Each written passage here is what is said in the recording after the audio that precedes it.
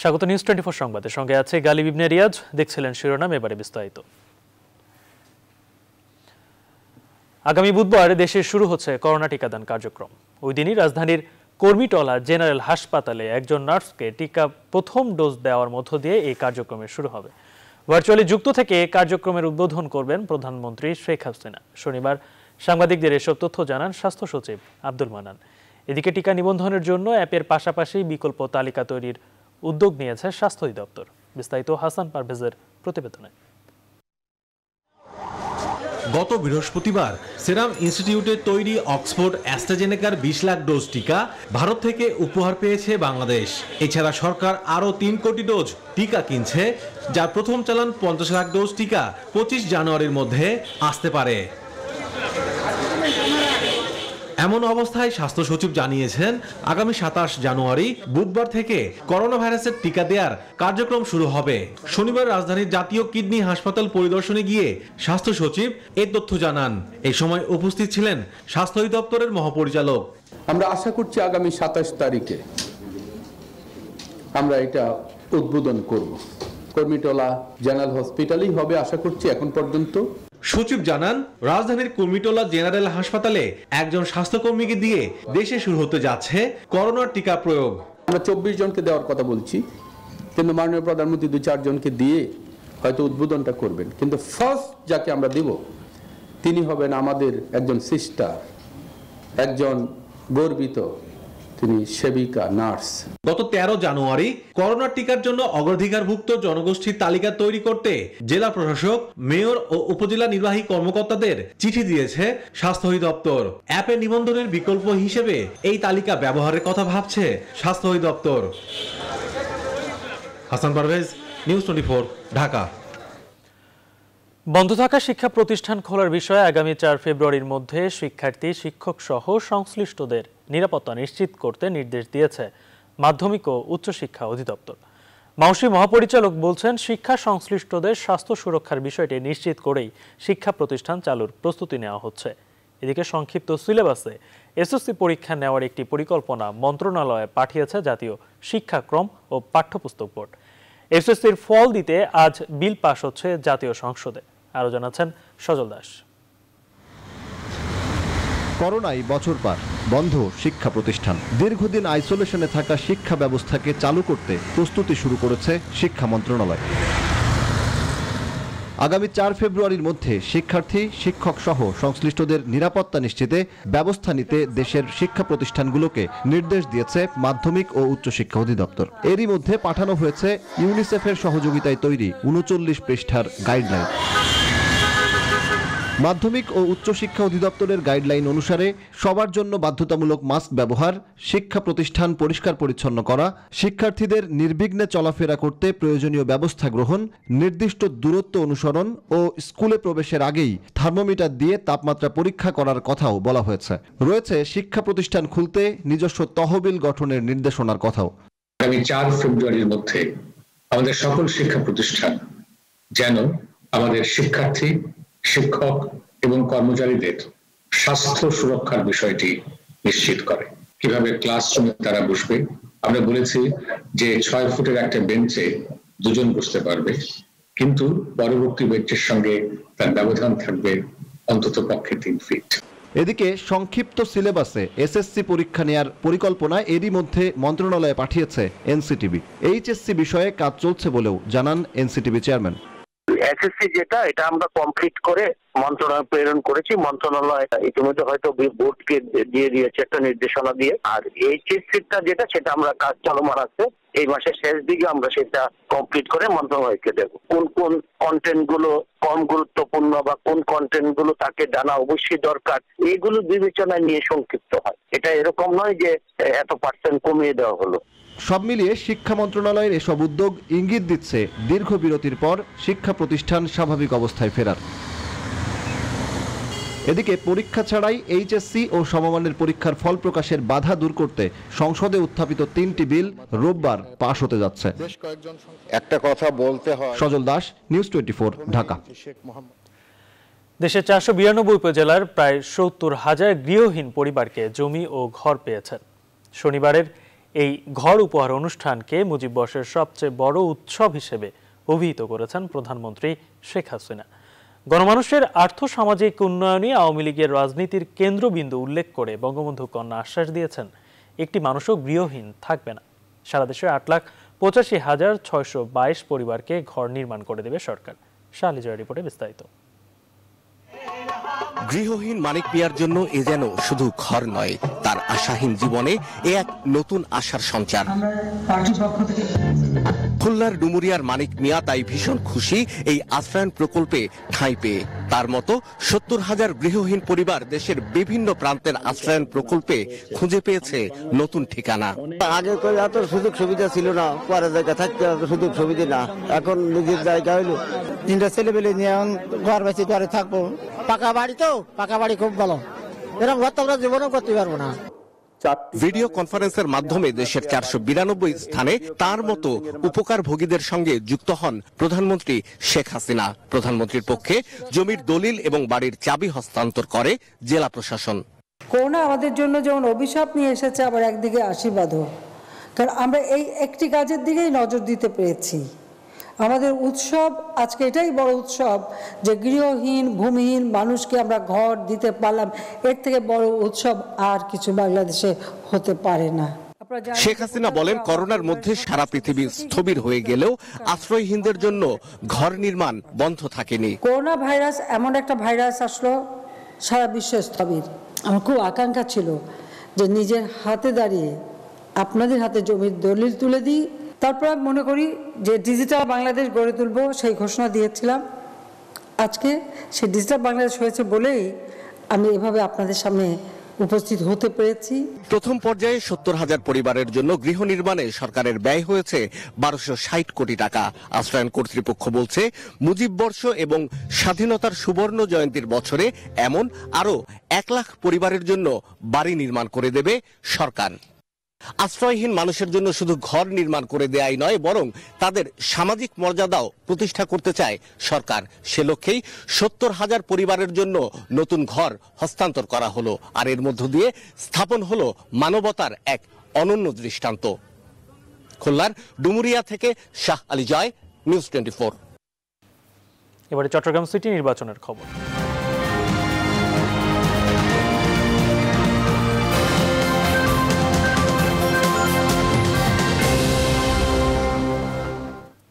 Chittagong city নির্বাচনে আওয়ামী লীগ ও BNP প্রার্থীর ইশতেহারে অগ্রাধিকার পেয়েছে জলাবদ্ধতা নিরসন। শনিবার সকালে 37 দফা নির্বাচনী অঙ্গীকার ঘোষণা করেন রেজাউল করিম, আর দুপুরে 9 দফা প্রতিশ্রুতি ঘোষণা করেন সাদাত হোসেন। নির্বাচিত হলে দুজনেই চান চট্টগ্রামকে স্মার্ট নগর হিসেবে গড়ে তুলতে। আরো জানাচ্ছেন শেখ জায়েদ। বর্ষায় ডুবে যায় শহর, ফুটপাতে নেই হাঁটার জায়গা, রাস্তা পারাপারে নেই পর্যাপ্ত ফুটওভার ব্রিজ, আর বর্জ্য নিয়ে অব্যবস্থাপনার সাথে আছে সমন্বয়হীন উন্নয়ন কাজের ভোগান্তি। ভবিষ্যৎ নগর পিতার কাছে এমনই হাতে গোনা কয়েকটি সমস্যার সমাধান চান নগরবাসী। প্রথমে আপনার জলাবদ্ধতা এটা নিরসন করতে হবে, ফুটপাত দখল ওইগুলো মুক্ত চায়। চট্টগ্রামে 8 জানুয়ারি থেকে চলছে সিটি নির্বাচনের জমজমাট প্রচারণা। শনিবার চট্টগ্রাম প্রেস ক্লাবে 37 দফা প্রতিশ্রুতির নির্বাচনী ইশতেহার ঘোষণা করেন আওয়ামী লীগের মেয়র প্রার্থী রেজাউল করিম। গুরুত্ব পেয়েছে জলাবদ্ধতা ও যানজট নিরসন, অবৈধ দখল উচ্ছেদ ও বর্জ্য ব্যবস্থাপনা।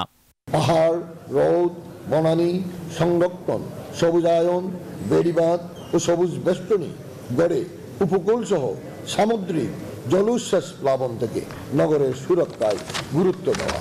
নগরীর জামাল খান সড়কের একটি রেস্টুরেন্টে 9 দফা ইশতেহার ঘোষণা করেন বিএনপির মেয়র প্রার্থী ডাক্তার সাদাত হোসেন। এতে গুরুত্ব দেওয়া হয়েছে জলাবদ্ধতা সমস্যা ও স্বাস্থ্য খাতকে। শহরের মধ্যে প্রবাহিত সকল খাল উদ্ধারপূর্বক খনন করে তা পানি চলাচলের ব্যবস্থা গ্রহণ করা হবে এবং খালের উভয় পাশে রক্ষার বাঁধ বিনির্মাণ করা হবে। বারবার এরকম দেয়, ওনারা নিজেরাই ভুলে যান। ফলত নাগরিকদের কাছে তারা যে নায়ক থাকার কথা, সেই জায়গায় তার বিপরীত বিষয়টা ঘটে এবং তারা অনাস্থার জায়গায় চলে যান। নির্বাচনী পরিবেশ নিয়ে শঙ্কা থাকলেও 5 বছরের জন্য নগর কে চালাবেন তা চূড়ান্ত হবে 27 জানুয়ারি ভোটের ফলাফলে। নগরীর প্রধান প্রধান সমস্যাগুলোকে প্রাধান্য দিয়ে ইশতেহার ঘোষণা করলেন আওয়ামী লীগ এবং বিএনপির মেয়র প্রার্থী। নগর বিশ্লেষকরা বলছেন, যিনি মেয়র নির্বাচিত হন তার দৃষ্টি যেন থাকে ইশতেহার বাস্তবায়নে। শেখ জায়েদ, নিউজ 24, চট্টগ্রাম। সেতুমন্ত্রী ওবায়দুল কাদেরের পরিবার নিয়ে কটূক্তির প্রতিবাদ, জেলা আওয়ামী লীগের কমিটি বাতিল ও নোয়াখালী 4 আসনের সাংসদ ইকরামুল করিম চৌধুরীকে বহিষ্কারের দাবিতে হরতাল ডেকে তা প্রত্যাহার করেছেন বসুরহাট পৌর মেয়র আব্দুল কাদের মির্জা। শনিবার সকালে বসুরহাট বঙ্গবন্ধু চত্বরে এই কর্মসূচি ঘোষণা করেন তিনি। এর আগে শুক্রবার সন্ধ্যা থেকে নেতাকর্মীদের সঙ্গে নিয়ে অবস্থান কর্মসূচি শুরু করেন মির্জা কাদের। তবে শনিবার ওবায়দুল কাদেরের নির্দেশে তার ছোট ভাই ও সদ্য নির্বাচিত পৌর মেয়র হরতাল প্রত্যাহারের ঘোষণা দেন।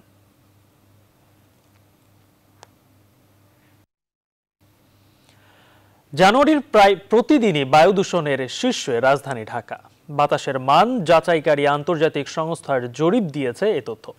গবেষণা বলছে 2016 সাল থেকে বেড়েই চলছে রাজধানীর বায়ু দূষণ। এতে ভোগান্তি বেড়েছে নগরবাসীর। বিশ্লেষকরা বলছেন, আদালতের নির্দেশনা সত্ত্বেও বায়ু দূষণ রোধে কার্যকর কোনো পদক্ষেপ নেই দায়িত্বপ্রাপ্তদের। এখনই পদক্ষেপ না নিলে বড় ক্ষতির শঙ্কার কথাও বলছেন তারা। প্লাবন রহমানের রিপোর্টে বিস্তারিত। দেখে মনে হতে পারে কুয়াশাচ্ছন্ন পরিবেশ, কিন্তু আসল বাস্তবতা ধুলাবালির কারণেই এমন অবস্থা।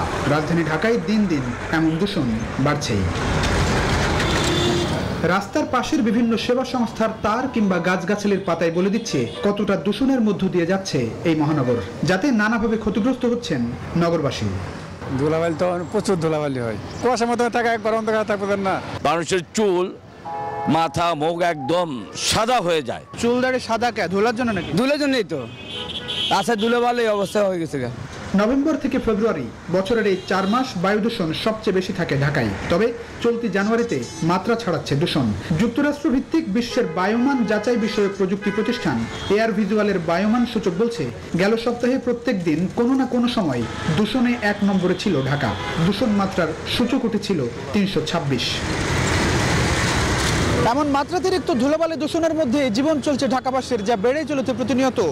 বায়ু দূষণের মাত্রা এত বেশি যে তাকে দুর্যোগপূর্ণ বলছে আন্তর্জাতিক সংস্থা, কিন্তু এমন বার্তাও যেন কানে ঢুকছে না কর্তা ব্যক্তিদের। বায়ু দূষণ রোধে কার্যকর কোনো পদক্ষেপই দেখছেন না বিশ্লেষকরা। মহামান্য হাইকোর্ট ঢাকার বায়ু দূষণ নিয়ন্ত্রণ করার জন্য সিটি কর্পোরেশনকে স্পেসিফিক্যালি দায়িত্ব দিয়ে পানি ছিটানোর দায়িত্ব দেওয়া হয়েছিল, কিন্তু দুঃখজনকভাবে সিটি কর্পোরেশন সেই কাজে তাদের নজরদারি এবং এটি ইমপ্লিমেন্টেশনে তেমন কোনো গুরুত্ব দিচ্ছে না। বাপার এই যুগ্ম সম্পাদক বলছেন, বিভিন্ন মেগা প্রকল্পের কর্মযজ্ঞের কারণে 2016 থেকে বায়ু দূষণের মাত্রা বেড়েই চলেছে, কিন্তু দায়িত্বশীলদের কেউ যথাযথ পদক্ষেপ নিচ্ছেন না। Metro rail, elevated express highway, এরকম বড় প্রকল্পগুলো রাজধানীতে যখন কাজ শুরু করে তখন থেকে কিন্তু এই দূষণের পরিমাণটা বাড়লো। যে কোনো বড় প্রকল্পে 1.5 থেকে 2% বাজেট বরাদ্দ থাকে পরিবেশগত দিকগুলোকে নিয়ন্ত্রণ করার জন্য, দূষণ নিয়ন্ত্রণ করার জন্য, কিন্তু এই বড় প্রকল্পগুলো সামাও এগুলো ওভারলুক করছে। বায়ু দূষণের জন্য চিহ্নিত করা হচ্ছে 20টি কারণ, যার মধ্যে উল্লেখযোগ্য বড় বড় উন্নয়ন প্রকল্প, ইটভাটা, সেবা সংস্থাগুলোর নির্মাণ কাজ ও রাস্তা খোঁড়াখুড়ি এবং ফিটনেসবিহীন পরিবহনের ক্ষতিকর ধোঁয়া। একই সঙ্গে অপরিকল্পিত ঢাকায় দূষিত বায়ু বের হওয়ার পথ বন্ধ। এজন্য এখনই কার্যকর পদক্ষেপ না নিলে সামনে আরো ভয়াবহ সংকট অপেক্ষা করছে বলেই সতর্ক করছেন বিশ্লেষকরা। প্লাবন রহমান, নিউজ 24, ঢাকা। হাতিরঝিলের আদলে ঢাকার 39টি খালকে আধুনিকায়ন করা হবে বলে জানিয়েছেন স্থানীয় সরকার মন্ত্রী তাজুল ইসলাম। শনিবার রাজধানীর একটি হোটেলে মেঘনা নদীকে কেন্দ্র করে নেওয়া মাস্টার প্ল্যানের চুক্তি স্বাক্ষর অনুষ্ঠানে মন্ত্রী কথা বলেন। তাজুল ইসলাম জানান, মেঘনা নদী দখল, দূষণ ও নাব্যতা সংকট থেকে রক্ষা করতে 11 কোটি 4 লাখ টাকা ব্যয়ে 18 মাস মেয়াদী একটি মাস্টার প্ল্যান গ্রহণ করা হয়েছে।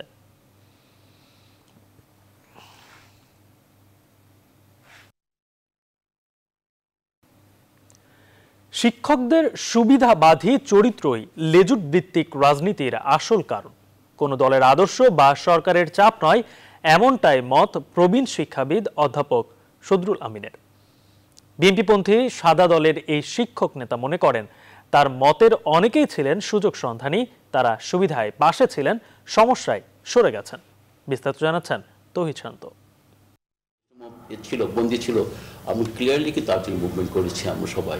অধ্যাপক সদরুল আমিন 2008 সালে 1/11 সেনা সমর্থিত তত্ত্বাবধায়ক সরকারের সময়টিতে ঢাকা বিশ্ববিদ্যালয়ের শিক্ষক সমিতির সভাপতি হয়েছিলেন। তিনি বলছিলেন, তারা সব রাজনৈতিক মতাদর্শের শিক্ষকরা দেশের গণতান্ত্রিক উত্তরণের পথ মসৃণ করতে তখন এক এবং অভিন্ন সিদ্ধান্তে ঐক্যবদ্ধ হয়েছিলেন।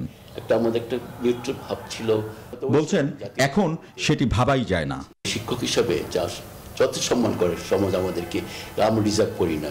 ইলেকশনটা হলো একদলীয়, পুরোপুরি ভাবে একদলীয় হলো, তাই না? ওরা কিন্তু বলেছে আপনি করোনার জন্য এটা পিছিয়ে দেন, ওরা পিছালো না। কিন্তু সরকার যে দোষ তা না, আমরা নিজেরা দোষী, কিন্তু আমরা নিজেরা কিন্তু চাচ্ছি তাদের এলিজিবিলিটি করার জন্য, তাই আমরা করছি। টু ইগার টু প্লিজ সরকার, আমরা যা মনে হয় আর কি। অনেকে সুযোগ সন্ধানী, এমন মন্তব্যও করেন অধ্যাপক সদরুল আমিন। একটা গ্রুপ ছিল যেটা মানে নিজেদেরকে প্রগ্রেসিভ মনে করতো। আমরা যাদের জামাত বলি, যাদের রাজাকার বলি, আওয়ামী লীগ সব একসাথে ছিল, কিন্তু বাকি যারা ছিল তারা সব এগেনস্টে ছিল সবাই। তারপরে কিন্তু আমি ইলেকশন জিততাম আমরা, অদ্ভুত কিন্তু এটা ছিল।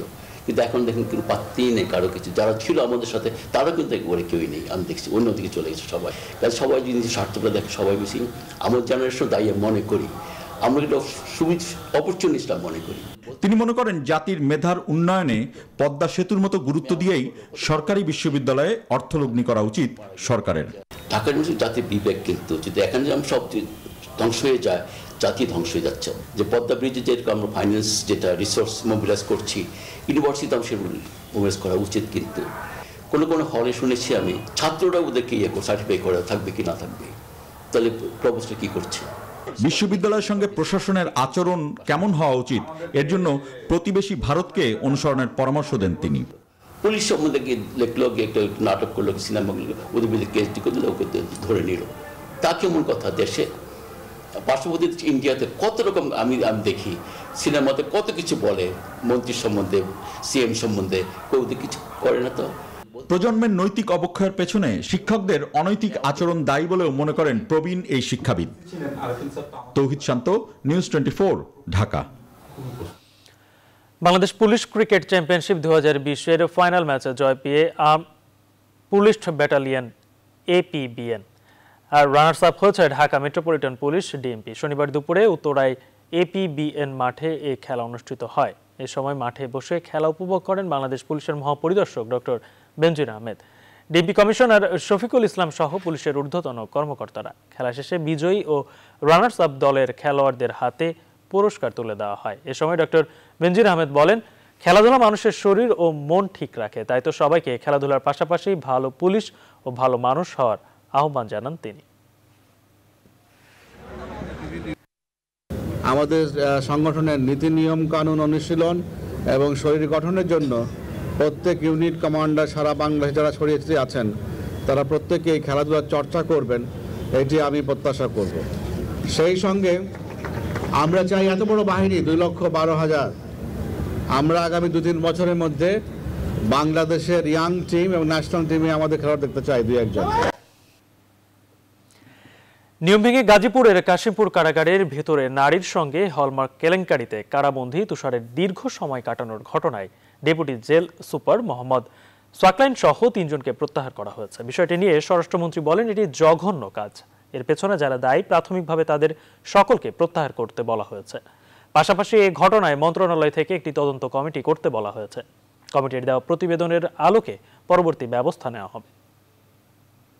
ঘটনা ঘটাইছে কিংবা কেউ পানিশ চায়নি, যেই করবে সে পানিশেবল অপরাধ করলে তার পানিশমেন্ট অবশ্যই। আর এইটা তো জঘন্য অপরাধ করেছে, কারাগারে এগুলো করা উচিত, মানে মোটেই এইগুলোকে প্রশ্রয় দেওয়া যায় না। যুক্তরাজ্যে শনাক্তকৃত করোনা ভাইরাসের নতুন রূপটি বেশি সংক্রামিত নয়, তবে এতে মৃত্যু হার বেশি। বৃহস্পতিবার এক বিবৃতিতে এমনটাই জানালেন ব্রিটিশ প্রধানমন্ত্রী বরিস জনসন। জাতিসংঘের সম্মিলিত ভ্যাকসিন সরবরাহ কার্যক্রম কোভ্যাক্স প্রোগ্রামের আওতায় ফেব্রুয়ারি নাগাদ বিশ্বের দরিদ্র দেশগুলোতে টিকা পৌঁছে দেওয়ার প্রতিশ্রুতি দিয়েছে বিশ্ব স্বাস্থ্য সংস্থা। এছাড়া ইউরোপের দেশগুলোতে ভ্রমণ নিষেধাজ্ঞা জারি করতে যাচ্ছে ইউরোপীয় কমিশন। এদিকে বিশ্ব একদিনে প্রাণ হারিয়েছেন 15,953 জন। এ নিয়ে গোটা বিশ্বে মোট মৃত্যু সংখ্যা ছাড়ালো 21,18,000। মোট শনাক্ত হয়েছে 9,89,00,000-এরও বেশি মানুষ।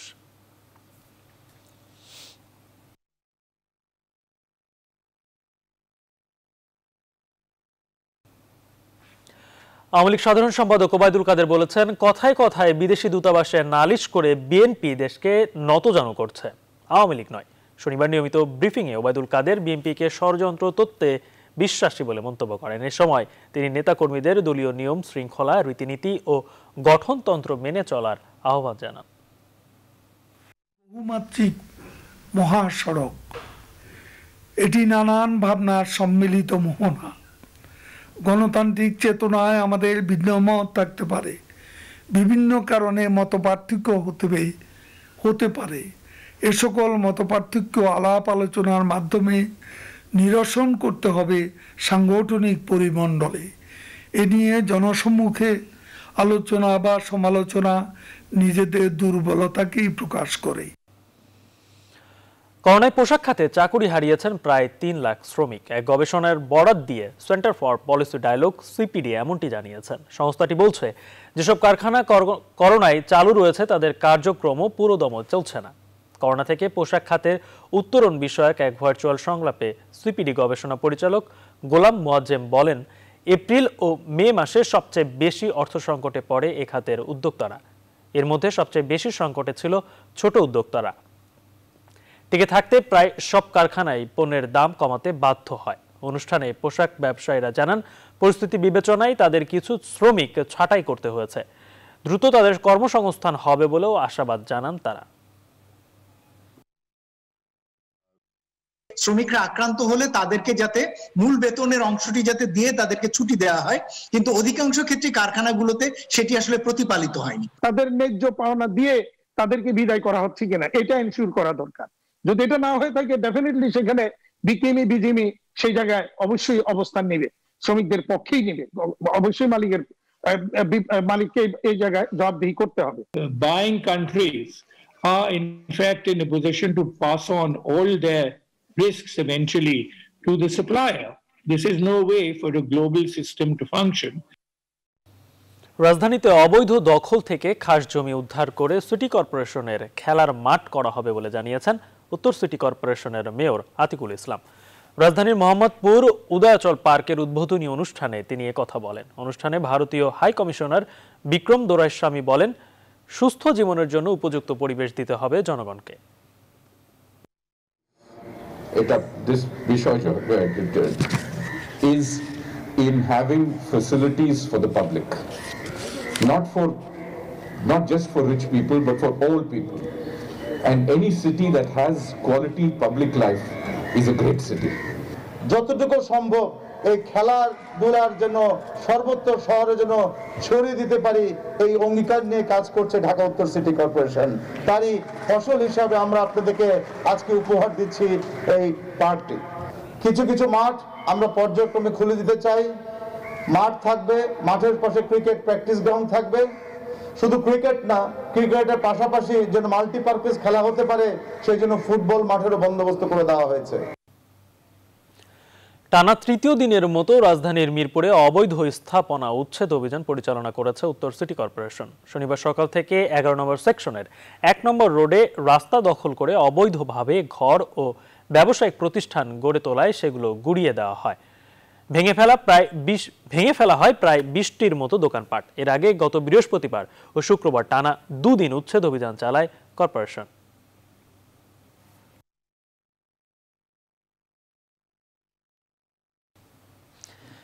কিশোরগঞ্জের ঐতিহাসিক পাগলা মসজিদের দান বাক্সে এবার পাওয়া গেছে 2,38,55,545 টাকা। এছাড়া বিপুল পরিমাণ স্বর্ণালঙ্কার ও বৈদেশিক মুদ্রাও পাওয়া গেছে।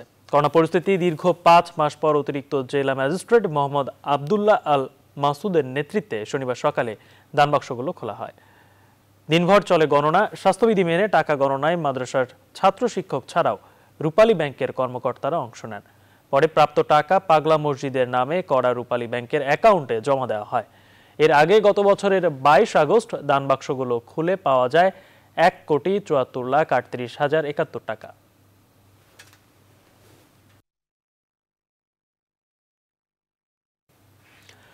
রাজশাহী মেডিকেল থেকে চুরি হওয়া নবজাতককে উদ্ধার করেছে পুলিশ। শনিবার দুপুরে নগরীর তালাইমারি পল্টুর বস্তি থেকে শিশুটিকে উদ্ধার করা হয়। এ সময় শিশুটিকে চুরির অভিযোগে মৌসুমী ও তার স্বামী সবুজকে গ্রেপ্তার করা হয়েছে। পুলিশ জানায়, শুক্রবার সকালে হাসপাতালের 23 নম্বর ওয়ার্ড থেকে 3 দিনের নবজাতক কন্যা শিশুকে কৌশলে চুরি করে নিয়ে যায় মৌসুমী। এ ঘটনায় নগরীর রাজপাড়া থানায় মামলা করেন শিশু পিতা গোপাল রবি দাস। পরে হাসপাতালের সিসি ফুটেজ দেখে চোরকে শনাক্ত করা হয়।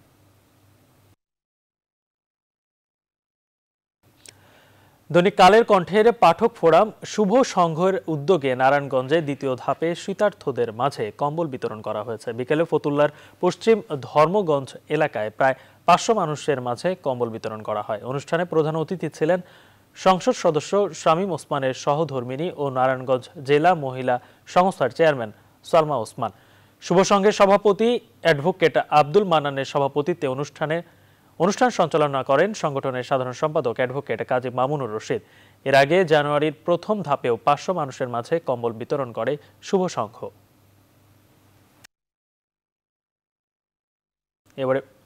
এবারে ফার্স্ট সিকিউরিটি ইসলাম ব্যাংক অর্থ বাণিজ্যের সংবাদ।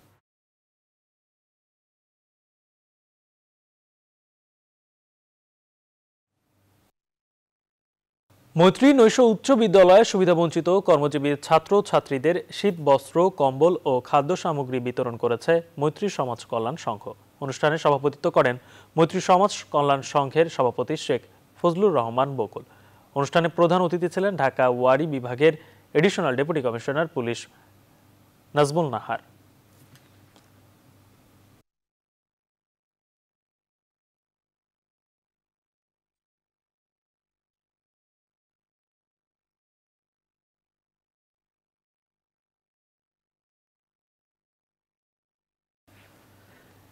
চিকিৎসকদের মাঝে ডায়াবেটিক্স জার্নি অ্যাপ ও চিকিৎসা নীতিমালার বিতরণ শুরু করেছে বাংলাদেশ সমিতি বার্ডাস। রাজধানীর একটি হোটেলে আয়োজিত এক অনুষ্ঠানে নীতিমালা বিতরণ করা হয়। ডায়াবেটিস রোগীদের স্বাস্থ্যসেবায় ডিজিটাল প্রযুক্তির ব্যবহার এবং চিকিৎসকদের সুবিধার্থে অ্যাপ ও নীতিমালা ভিত্তিক চিকিৎসা ব্যবস্থা সূচনা করতে এই প্রতিষ্ঠা,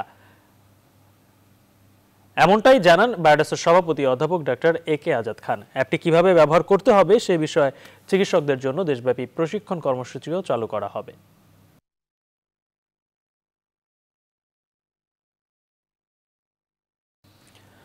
ব্যবসা বান্ধব নীতি নিশ্চিত করতে প্রেসার গ্রুপ হিসেবে কাজ করবে ক্ষুদ্র উদ্যোক্তাদের শীর্ষ চেম্বার DCCI। রাজধানীর মতিঝিলে চেম্বার ভবনে সংগঠনটির নতুন সভাপতি রিজওয়ান রহমান বলেন, সরকার ও প্রশাসন যাতে ব্যবসায়ীদের কল্যাণে কাজ করে সেজন্য প্রেসার অব্যাহত থাকবে। এ সময় SME উদ্যোক্তাদের কল্যাণে 22,000 কোটি টাকার প্রণোদনা প্যাকেজের মাত্র 55% বাস্তবায়ন হওয়ায় হতাশা প্রকাশ করেন রিজওয়ান।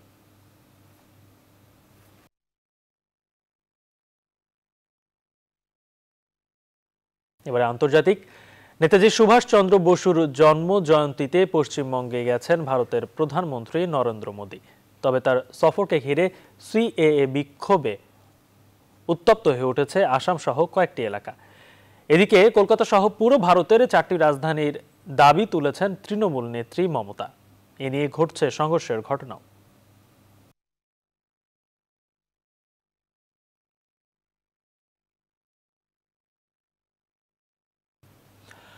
করোনা ভাইরাসে আক্রান্ত হয়ে এবার চলে গেছেন ল্যারি কিং লাইভের উপস্থাপক ল্যারি কিং। কিংবদন্তি এই মার্কিন সাংবাদিক শনিবার 87 বছর বয়সে লস অ্যাঞ্জেলেসের একটি হাসপাতালে চিকিৎসাধীন অবস্থায় মারা যান। আন্তর্জাতিক সংবাদ মাধ্যম বলছে, ল্যারি কিং এর ফেসবুক পাতায় তার মৃত্যুর খবর জানানো হয়েছে। একটানা 25 বছর CNN-এ ল্যারি কিং লাইভ টক শোতে ছিলেন তিনি। 63 বছরের পেশাগত জীবনে রেডিও, টেলিভিশন ও ডিজিটাল প্ল্যাটফর্মে নিয়েছেন অসংখ্য ইন্টারভিউ। ল্যারি কিং তারকা শিল্পীদের নিয়ে আলোচনা করতে করতে এক পর্যায়ে নিজেই হয়ে ওঠেন সেলিব্রিটি।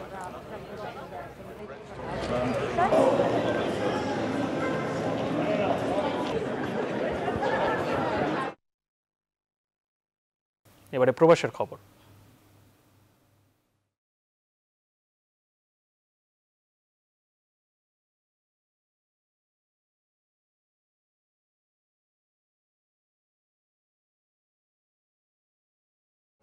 জমকালো আয়োজনে কাতার প্রবাসী গীতিকার জসিম উদ্দিন আকাশের কথায় রিলিজ হয়েছে দুটি গান। BD29 মাল্টিমিডিয়ার ইউটিউব চ্যানেলে রিলিজ হয় প্রবাস জীবন ও বানিয়া বন্ধু 2 নামে জোড়া গান। গান দুটিতে কণ্ঠ দিয়েছেন বাংলাদেশের জনপ্রিয় সঙ্গীত শিল্পী সালমা ও কলকাতার সঙ্গীত শিল্পী আকাশ সেন। কাতারে নিযুক্ত বাংলাদেশের রাষ্ট্রদূত গানগুলোর উদ্বোধন ঘোষণা করেন। এরপরেই অনুষ্ঠিত আলোচনায় অংশ নেন BD29 মাল্টিমিডিয়া ইউটিউব চ্যানেলের কর্ণধার ও গীতিকার আকাশ ও ব্র্যান্ডিং ম্যানেজার আনোয়ার হোসেন মামুন।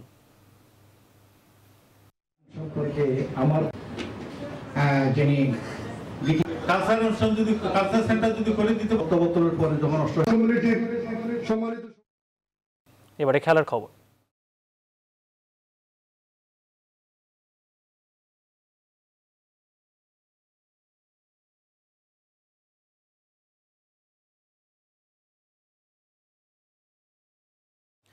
ফুটবলের খবর। পেশাদার লিগে নিজেদের তৃতীয় ম্যাচে ব্রাদার্স ইউনিয়নের বিপক্ষে 1-0 গোলের জয় নিয়ে মাঠ ছেড়েছে বসুন্ধরা কিংস। কুমিল্লার শহীদ ধীরেন্দ্রনাথ দত্ত স্টেডিয়ামে কিংসের জয়ের দিনে একমাত্র গোলটি এসেছে রবিনসনের পা থেকে। আরও বড় জয়ের প্রত্যাশা থাকলেও পূর্ণ 3 পয়েন্ট নিয়ে মাঠ ছাড়তে পারায় খুশি Bashundhara Kings coach Oscar Bruzon. অন্যদিকে হ্যাট্রিক জয়ের দেখা পেয়েছে আবাহনী। শনিবার মারিও লেমসের দল 1-0 গোলে হারিয়েছে রহমতগঞ্জকে।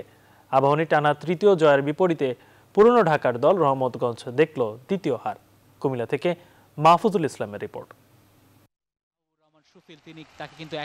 হোম ভেন্যুতে ডিফেন্ডিং চ্যাম্পিয়নদের মৌসুমের প্রথম ম্যাচ। প্রতিপক্ষ ব্রাদার্সের রক্ষণের পরীক্ষা কিংসের আক্রমণ ভাগ নিয়েছে বারবার। বক্সের ভেতর ঢুকে পড়েছেন। ডিফেন্ডিং ফুটবল খেলা ব্রাদার্স প্রথমার্ধে কোনো মতে সামলেছে কিংসের পরিকল্পিত আক্রমণগুলো। 20 মিনিটে জোনাথনের বাড়ানো বল থেকে রবসনের পাসে বেসেরার ব্যাকহিল লক্ষ্যভ্রষ্ট হয়। এরপর 26 মিনিটে ডান প্রান্ত দিয়ে রবসন থেকে পাওয়া বলে বেসেরার লক্ষ্যভ্রষ্ট হেড। 42 মিনিটে বিশ্বনাথের লম্বা থ্রোয়ে তপু বর্মনের হেড পোস্টের উপর দিয়ে চলে গেলে হতাশা আরো বেড়ে যায় কিংসের। এই জায়গাতে বিরতি থেকে ফিরে ম্যাচের 64 মিনিটে বা প্রান্ত দিয়ে ইব্রাহিমের ক্রসে রবিনহোর ঠান্ডা মাথার ফিনিশিং। 1-0 গোলের লিড বসুন্ধরা কিংসের। শেষে ব্যবধান বাড়ানোর আরো কয়েকটি সুযোগ পায় পেশাদার লিগ চ্যাম্পিয়নরা, কিন্তু সেগুলো আলোর মুখ না দেখলে 1-0 ব্যবধানের জয় নিয়ে মাঠ ছাড়ে অস্কার ব্রুজনের দল।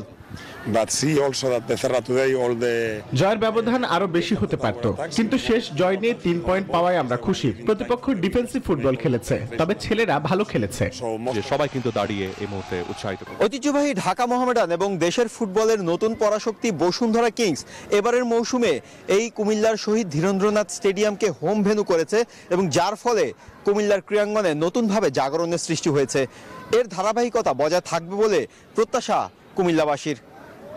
কুমিল্লার শহীদ ধীরেন্দ্রনাথ স্টেডিয়াম থেকে মাহফুজুল ইসলাম, নিউজ 24। শেষ করব সংস্কৃতির খবর দিয়ে। দ্বিবার্ষিক এশিয়ান আর্ট বিয়েনাল বাংলাদেশের চারুশিল্পের অন্যতম বৃহৎ আয়োজন।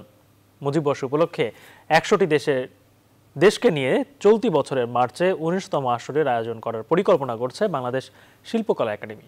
বিস্তারিত জানাচ্ছেন সুকন্যা আমির।